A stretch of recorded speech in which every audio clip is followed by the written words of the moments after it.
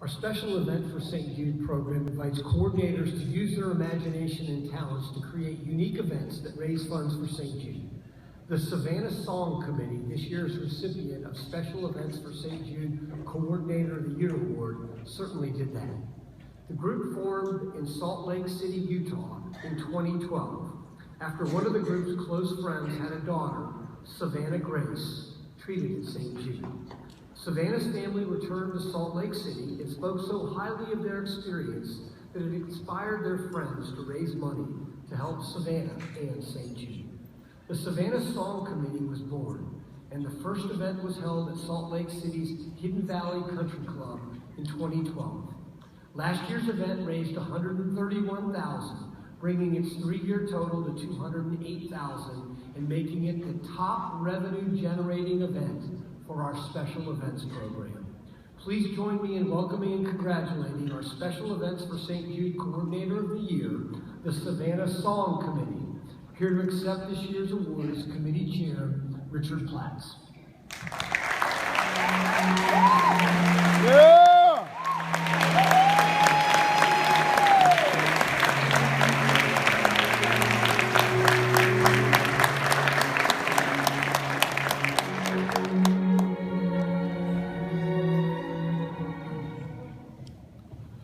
Wow, everybody's still here. It's amazing. This is just quite an honor.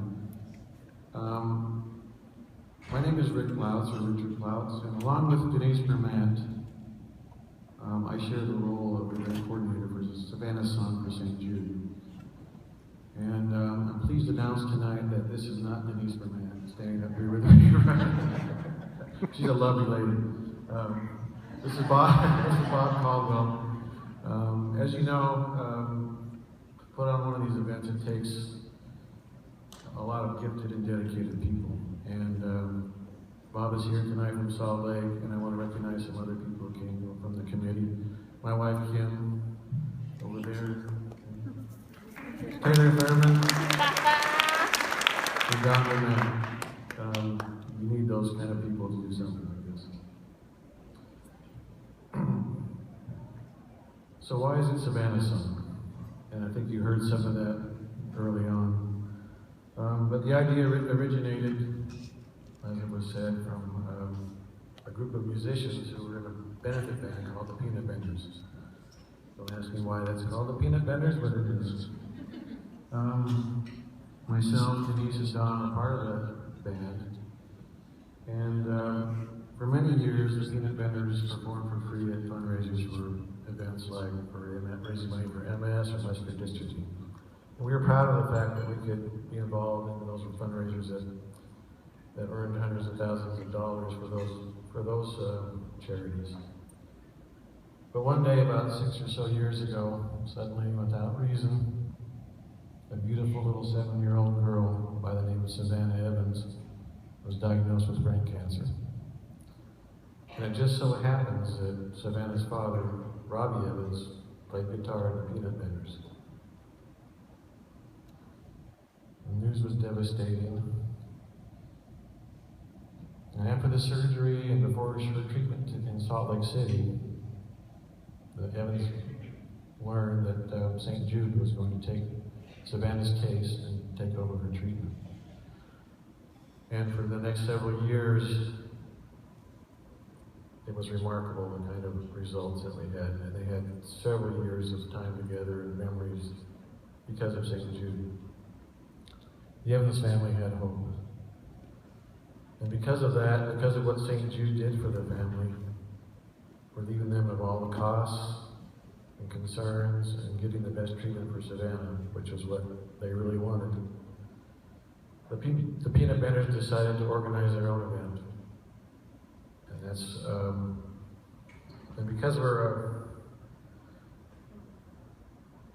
we organized the event with the band members, their spouses, and some friends. And we held our first event, as was told, in 2012. And Savannah Song was born. And as you might imagine, when a benefit rock and roll band organizes an event, it's going to be a party. And we had a party. It's a dance party. And it was a format that was very successful for us, and has been.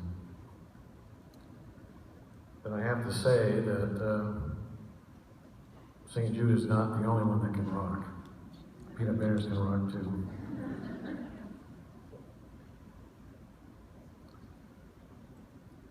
So on behalf of the organizing committee, the Evans family, all our volunteers and supporters, I gratefully and humbly accept this award and this recognition. And I thank St. Jude for that, and for all they do for the kids and their families.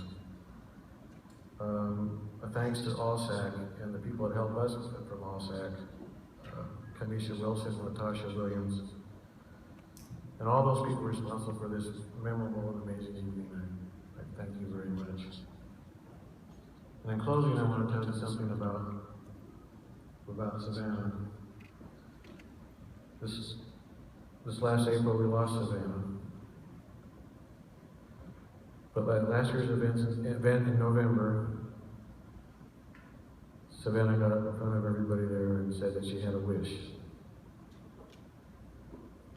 And she would hope that the money we were raising would grant this wish. And her wish was that we would save a child from cancer. And so we will, Savannah, and so we will. Thank you very much.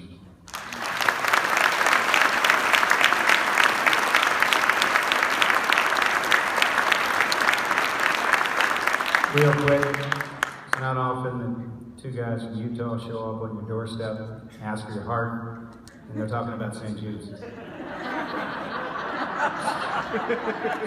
So first of all, we want to thank everybody here, because without you, it wouldn't be possible. It's the long tail, it's the little things, it's the hard work in the late at night, it's the people who clean up, the people who give $1 here and $1 there. And we're excited to announce some new sponsors this year. The category of they don't know their sponsors yet. They're giving away cruise lines and auto parts. Thank you very much. And home goods and a great deal of other things.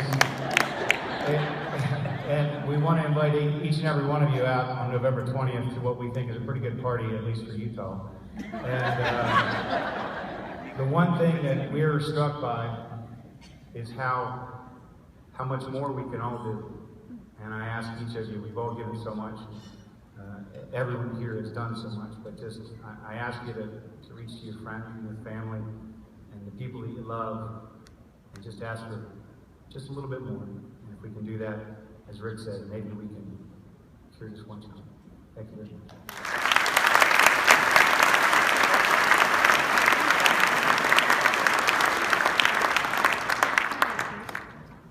We're just about done, guys, I promise. We're just about done. For more than 30 years, the St. Jude Math-a-thon has been America's largest education-based fundraiser. Wow. This is made possible because of dedicated teachers and parents who volunteer and coordinate to support the St. Jude Math-a-thon events to help the kids at St. Jude.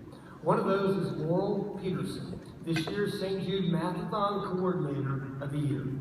Laurel brought the Math-a-thon program to her school in Greenwich, Connecticut,